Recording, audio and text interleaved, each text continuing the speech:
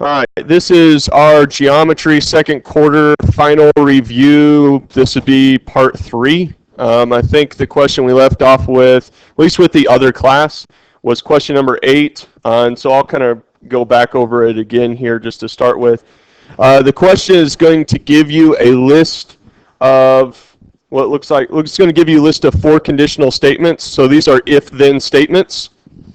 And it's going to say which one of these has a true converse, a true converse. So what you see here is the original conditional statement. Okay, what you have down here is the converse. So all that we're really doing is we're putting the hypothesis and the conclusion in opposite places. Okay, so the hypothesis is going to become the conclusion is going to become the hypothesis. What I'm concerned is whenever I rewrite the statement, is this true? I'm not even concerned whether or not my original statement is true. I just want to know whenever I rewrite it as a converse, is the converse true? Okay, so for your work on this, because you're going to get 1, 2, 3, 4 statements, you're going to need to rewrite those 4 statements as converse statements and be able to show which one is true when it's written as a converse. Does that make sense? All right, I don't know, I'm trying to give you, let's take something like,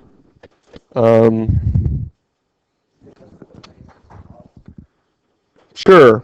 We'll say, how about if an animal is a dog, then it has 4 legs. What's the converse of that statement? Then it is a dog. Okay, does that have a true converse? No, because there's plenty of animals that have 4 legs that don't, that aren't dogs. All right. Let's see if we took another one. How about if an angle is obtuse, then it measures greater than 90 degrees. Okay, what's the converse of that?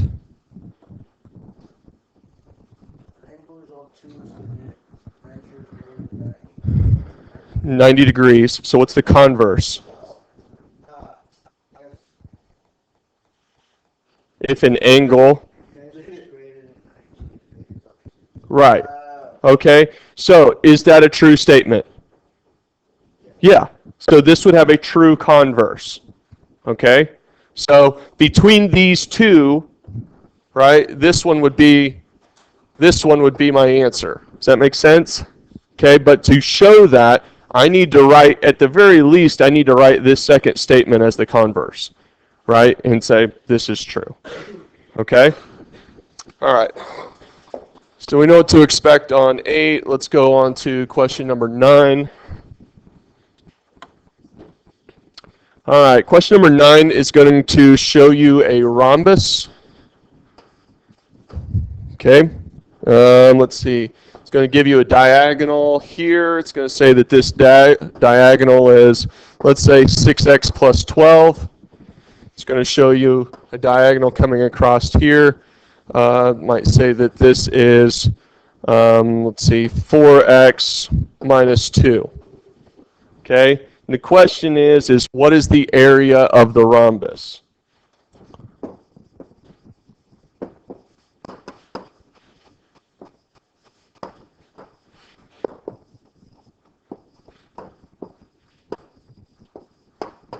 How do I find it? Area of a rhombus given its diagonals. Is it 4x minus 2 times 6x plus 12 divided by 2? Yes, it is. All right. So basically, what you're saying is that the formula is diagonal 1 times diagonal 2 divided by 2. So And how is the formula? It's, well, yeah, I mean, the area of a triangle is base times height divided by 2. So it is divided by 2, and we are multiplying something, but what we're multiplying is completely different. Okay? So here, what you've described is that we would FOIL, so 4x minus 2 times 6x plus 12. Okay? 4x times 6x is 24x squared. Okay, what's next? 4x times 12 is 48x minus 12x minus 24. Okay, now what? Combine like terms, so I got 24x squared plus 36x minus 24. Now, this option would be on the test. And a lot of people will go to all that work and do all of that to get this, and then forget to divide by 2. So that's why I suggest anytime there's a formula that's needed on a question, I write that formula down somewhere so that at the end I can double check and make sure, have I completed the steps that I needed to do? All right, so yeah, we need to divide everything in there by 2. So yeah, we get 12x squared, be what, 18? 18x minus 12, and, would say units squared. Yep, that's all we have to do. So FOIL, divide by 2. Okay? It'll be similar in nature than that. Obviously, the numbers and everything will be different, but the steps will be the same. Okay?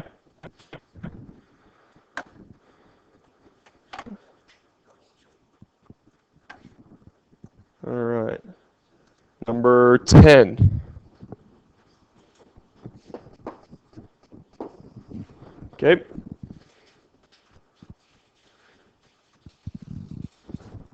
All right, they're going to give you a circle. Let's say that this right here is 8. They want to know what is the circumference and what is the area of this circle. Let's start with formulas. Circumference of a circle is what?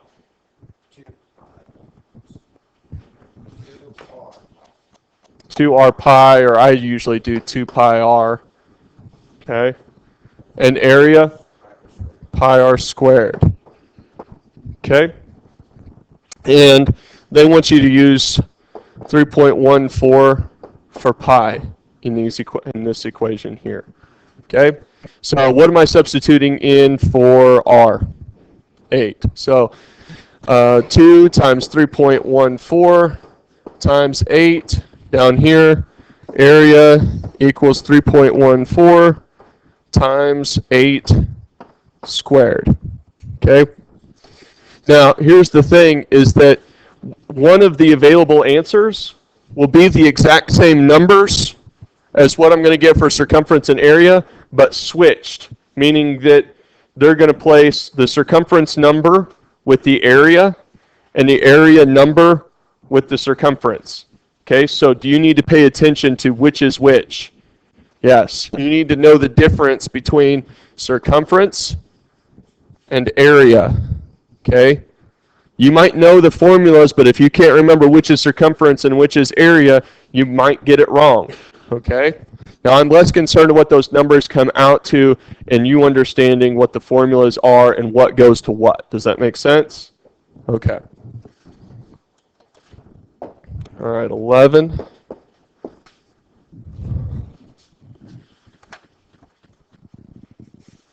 Okay, 11 is going to be a proof.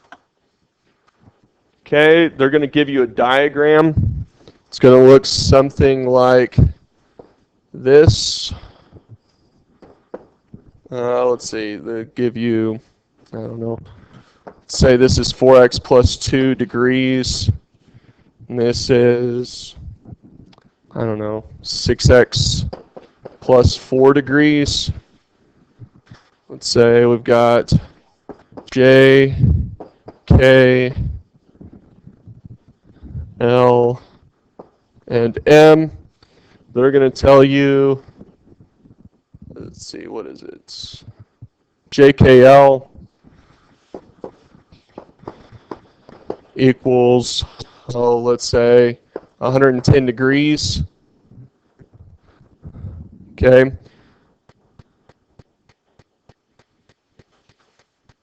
And what somebody's going to do here is they're going to solve for X, but they need to justify their steps. Okay. You would fill in that proof. Okay. We've seen this before where you don't actually have to write the whole proof. You just have to look and see what's going on, right, and identify. And I think in this one, it's all statements. You don't have to actually write any of the reasons on the left. You just need the statement on the right. Does that make sense? Okay. Now, let's say, for instance, one of them was JKL equals JKM plus MKL. What would be the reasoning to that? Angle JKL equals angle JKM plus angle MKL. Can anybody tell me what your part way there? No. What is it that you're adding together? Angles. So switch your order there. Angles property of addition. Okay, keep the angle where it was. Now flip the other two words. Angle addition property. Okay, it's the angle addition postulate, really.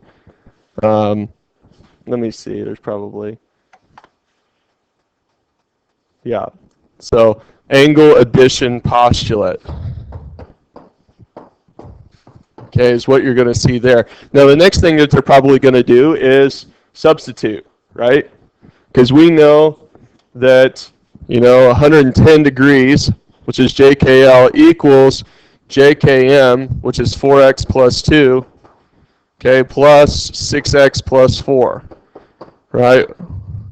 That's just us subbing in, right? Well, you knew all those values. What would be the next possible step that you would do? Okay, by doing what?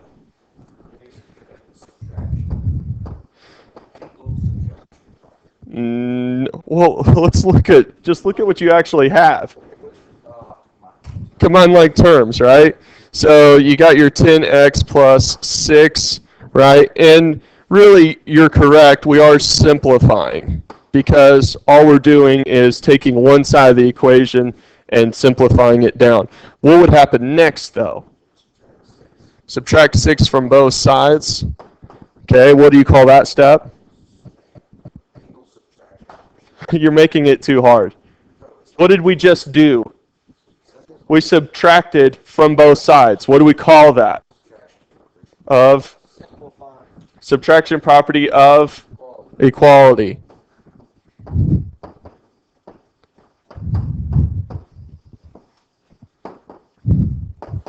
Okay. All right. Now we're going to simplify. Okay. What's 110 minus 6? Would that be 104? 104 degrees equals 10x. Okay. That's simplify. Okay.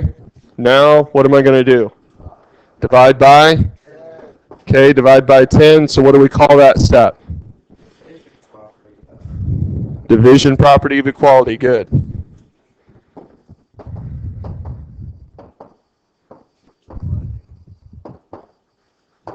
Okay, so we end up with what? 10.4 degrees equals x. Simplify. I'm not saying that their steps will be in exactly that order. Okay, let's take a look. And then They may even have like a symmetric property. We went ahead, because we say 10.4 equals x. The last thing that we're going to have,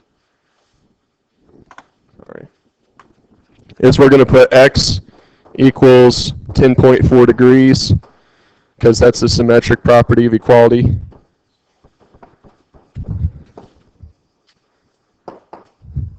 They may not have all these simplifies in. I'll just warn you of that. Okay? So would they have you plug x back in? No. They just, in this question, they just want to solve for x. Okay, so no, there's no plugging x back into that. Okay? All right, let's take a look at 12. 12 looks like that they're going to give you a pie chart.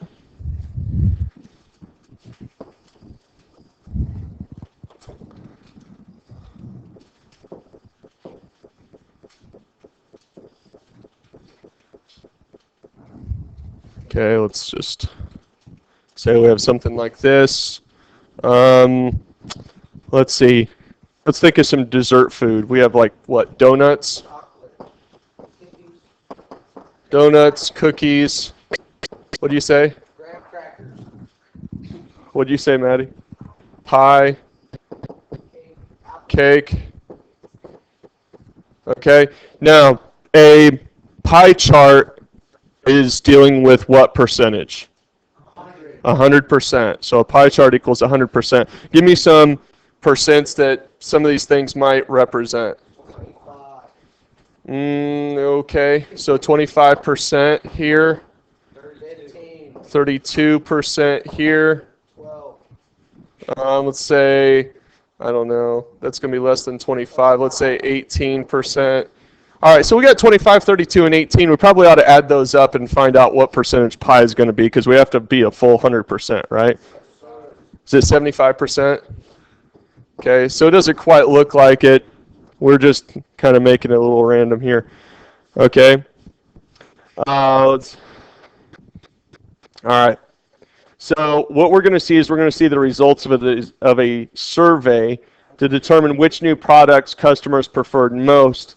We want to find the central angle measure of the sector that showed the percent of people who preferred, let's say, cake. Okay? Did I do something wrong? Chris told us it was equal to 100. Yeah, the percentage is equal to 100.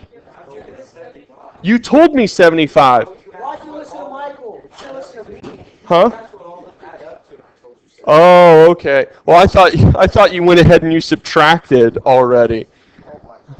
It's 25. Okay, so 25. We'll fix it. What? All right. Shh. Shut up. All right. What did we have here? This was pi. So pi is 25%. All right. So we want to find out. The question is, what is this central angle in degrees? No, it's 18%. So how can we find the central angle of cake? 70. Okay, so you're converting the percent to a decimal, right? You got 0.18 over what? Over 100 equals what? X over 360. Okay? Yeah. Except you do have one thing that's wrong here. Because you went ahead and you converted your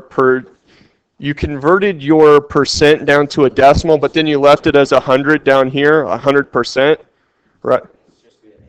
It needs to just be, you either need to have it just as 18 or you need to convert 100 to 1, which I think what you would rather do is leave that as just 18. It's going to be less confusing. So 18 divided by 100, we're showing percent over percent, equals degree over degree. Okay? So we need 18 times 360 divided by 100. Is it 64.8? 64.8 degrees, if Michael is not leading me astray. Well, it's unclear whose fault it is. All right. Do we understand how to find a central angle on a pie chart? Good, because you're going to have to do that. Okay, 13.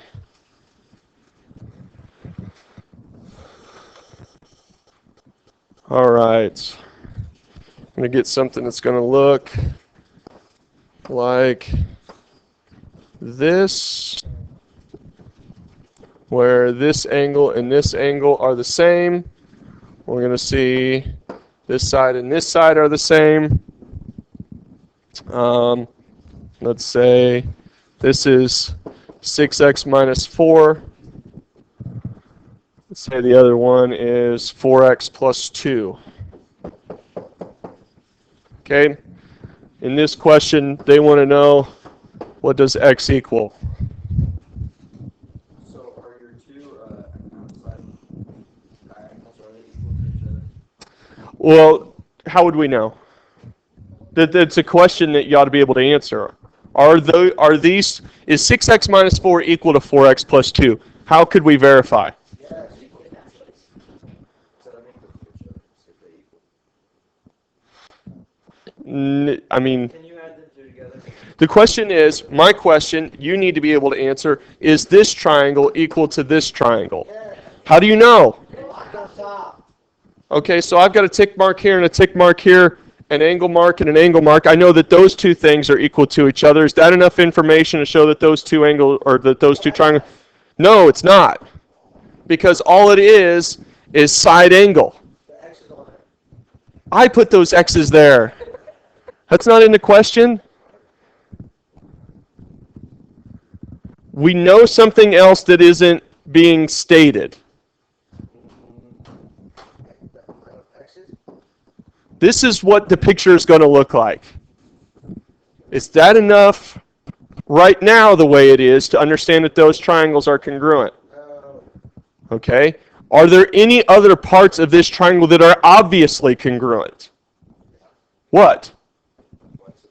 The reflexive axiom. Does anybody else in here know what that means? Yeah. What does it mean? When I flip it? No, not quite. Unless I'm misunderstanding your understanding. The line down the center. Absolutely. This line is equal to this line. Okay, which means if we separated the two triangles, right, I would see something like, right, I'd see this and this, I'd see this and this, and I'd see that and that, right, which would give me, no, I don't have two angles. What is it? Side angle side, right? Side angle side is one of my congruency postulates, correct? Which means now that I know that the two triangles are congruent, what do I know about their corresponding parts? Corresponding parts are congruent. So 6x minus 4 does equal 4x plus 2. All right, and our job here is to solve for x. Maddie, help me out.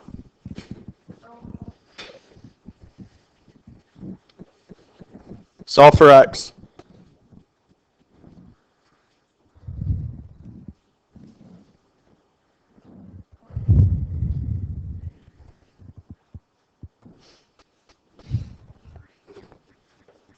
What do you think? What would you want to try to do? Get the two x's together. Shh. Okay, how do I do that?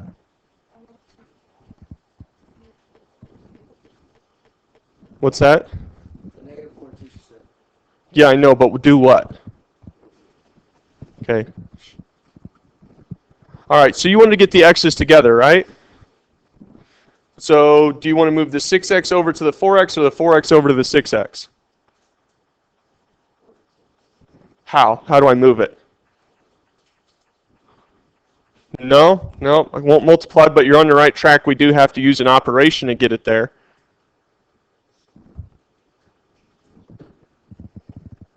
How can I cancel it out? I've got a 4x. No. Remember, it's an operation. It's an opposite operation, or what we call inverse operations. This is 4x plus 2. Those two things are being added together. What's the opposite of addition? subtraction. So I'm going to subtract 4x from both sides. And if you'll notice, that cancels it out on the right-hand side, right? If I have 4x and I subtract 4x, now I have no x on that side. Does that make sense? All right, what's 6x minus 4x? 2x, good. So I have 2x minus 4 equals 2. Okay, I'm not done because I want to isolate x. Okay, Chandler, add 4 to both sides. What you should see is that the 4's will cancel out because negative 4 plus 4 is 0, right? Okay, so I now have 2x equals what? 6. Now, I want to get rid of the 2. What's going on between 2 and the x? The multiplication. How do I undo multiplication? Division. Divide by 2. What does x equal? X equals 3. Okay? All right, so this, at the very least, is the math you're going to show. Okay? But I think that you ought to understand why that's true. And in understanding why that's true is understanding that these two triangles are congruent, therefore the corresponding parts are congruent. That's why I could set them equal to each other. Okay? Side angle side. This next question, I really don't even want to, we've had this question on the test before. You guys remember John, Jason, and Julie? No? All right. So there's John, there's Jason, there's Julie. All right. We're going to say that they're out in the field, okay, and they spread out, okay. The distance from, pick 2 of the people, John and Julie. The distance from John to Julie is, pick a number, 21 feet. Okay. Let's see, the angle from, let's say, John to Jason to Julie is what? 5 degrees. Okay. Let's see, the angle from, let's say, I don't know, I'm making this up, so we'll see if this actually even works or not. Let's see. We've done John twice, so let's say Julie to, actually, if we end up doing Julie to Jason to John, it'll be the same angle. So we need to do Julie to John to Jason. Give me a number. 20 is 20 degrees. All right. So what we're going to do is we're going to draw a picture.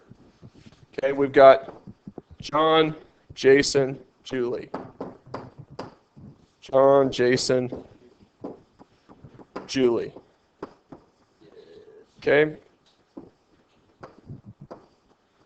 All right.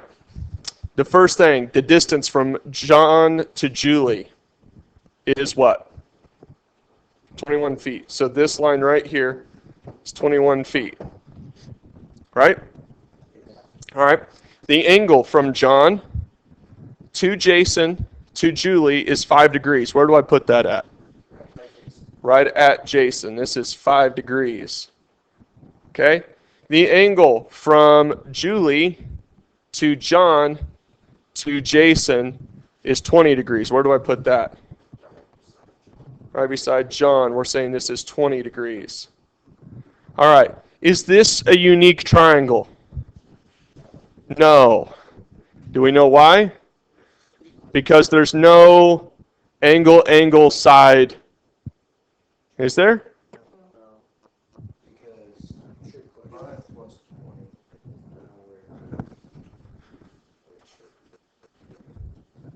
Because what is nowhere near where it should be?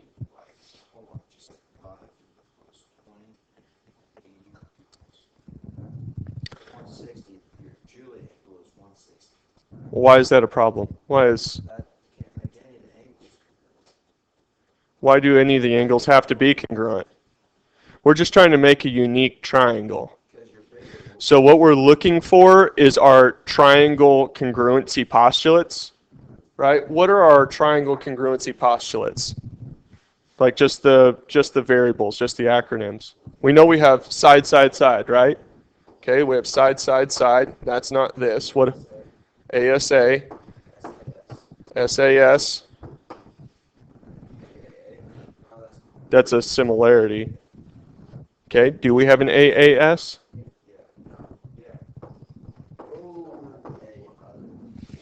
Yeah. And you should be able to double check. Now, so this would be an AAS if it was anything, right? Now, if an AAS showed up in our information, we could pick it, right? If it doesn't, then we don't have an answer for it. So, like I said, we made this up, but you need to look at it and be able to draw the picture between those three names, right? It's not going to give you a picture. It's just going to give you, three statements that you've got to put together and determine, is this side, side, side? Is it ASA? Is it SAS? Is it AAS? Is it AAAS? Is it something that works like that? Okay, but if you see ASS, throw it out, right? Doesn't work. Okay? So do we understand what's expected here? Well, you're going to get three statements just like this. 1, 2, 3. You ought to draw a picture and then pick an answer. Okay? All right. 15. 15 is a proof that has given some fits. It looks. Let's see if I can draw it.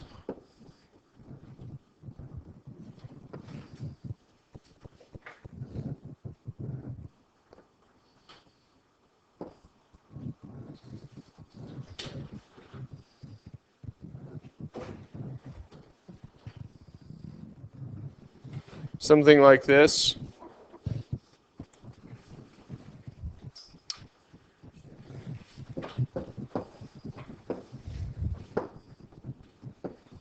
And what they're showing you in this is that ABDF, hold on, yeah, ABDF is a parallelogram.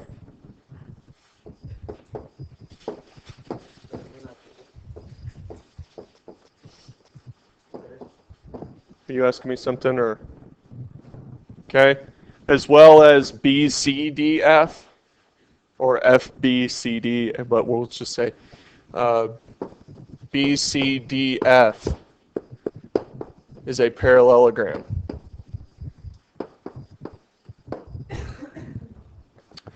So what I would do here, if I had to, if I was drawing this out on my paper, is I would split these two things up. But what I'm going to do is I'm going to try to show these in different colors. So they're saying that this is a parallelogram. Okay, and so we need to know what the four properties of a parallelogram are, right? Opposite sides are congruent, right? We have opposite sides are parallel, diagonals bisect, okay, those types of things. So, and then we see this is its own separate parallelogram. So they're going to ask questions based upon that. They're going to give you angle measures, right? Things that you're going to need to fill in. You have had this proof before, okay? What they're going to ask you to prove is that angle BCD, which is this angle up here, is congruent to angle ABF, okay? That angle right there, okay? But they're going to have a completed proof, but what you're going to have to fill in is the reason side. Okay, so because you have, in a parallelogram, you have parallel lines being cut by transversals, you're going to use things from lesson 12 like alternate interior angles are congruent. Okay, does that make sense? Okay, so be aware of that. I won't go through the... What's that? Yeah, there'll probably be... I mean, I've got I've got 7 minutes left. There'll be 4 parts. I don't think I'll get through the next, 4 questions or 5 questions. But we can definitely shorten it up. Okay, 16. This is a question that you probably haven't seen just yet. But they're going to give you a coordinate plane. And on this coordinate plane, they're going to have multiple lines drawn.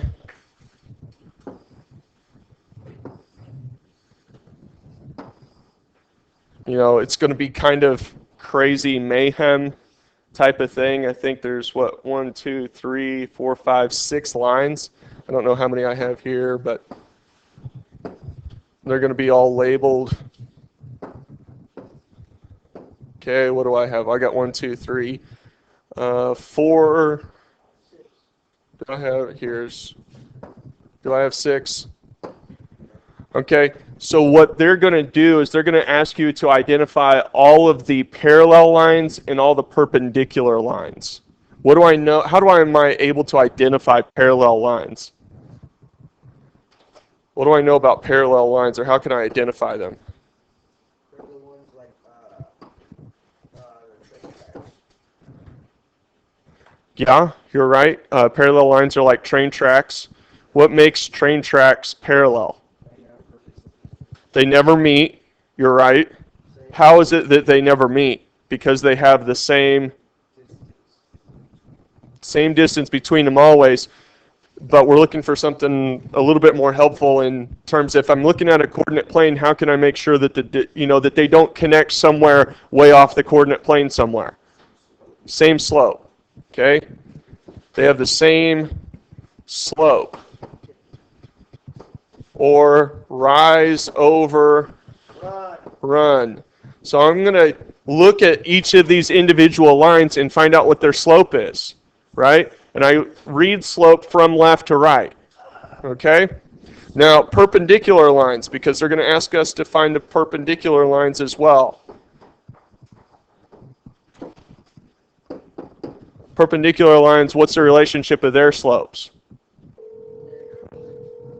They don't just cross, they cross in a very specific manner.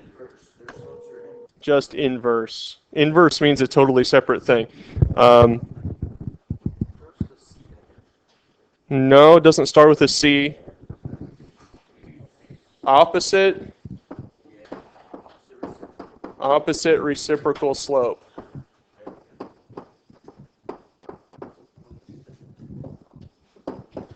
Okay, so let's talk about that for a second, just because I'm not sure that everybody understands how to identify opposite reciprocal slopes.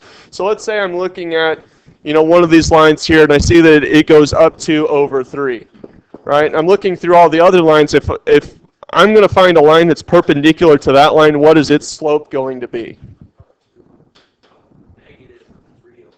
Negative 3 over 2 is the opposite reciprocal. So I'm looking for a line that's going down 3 over 2, down 3 over 2. Does that make sense?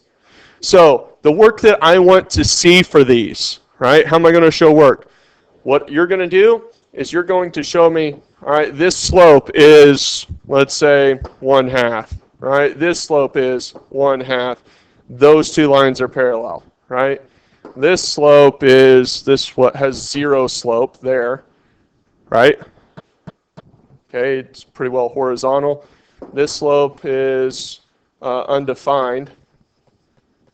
Okay, those two lines would be perpendicular. Horizontal and vertical lines are always perpendicular to each other. All right. I don't know if there's. I feel like I can. I could show the slope of those two lines. Once I've shown the slopes of all of my lines, that's my work for saying these two lines, or these two lines are parallel to each other. These two lines are parallel to each other. These two lines are perpendicular to each other. Does that make sense? Your answer's not just your answer, okay? Where I picked one, it was a wild guess. I hope I'm right. You won't get credit, okay? It's not that hard because here's what they're going to do. They're going to give you a point and a point on a coordinate position. So it's not that hard to count up from here to here and over to there and find out what that slope is. Okay, rise over run. Even if it falls, okay, if it falls from left to right, it's a negative slope, correct? Any questions about this? What's expected? Can we do this? Hopefully. Yeah, I hope so too. All right, let's go ahead and stop there.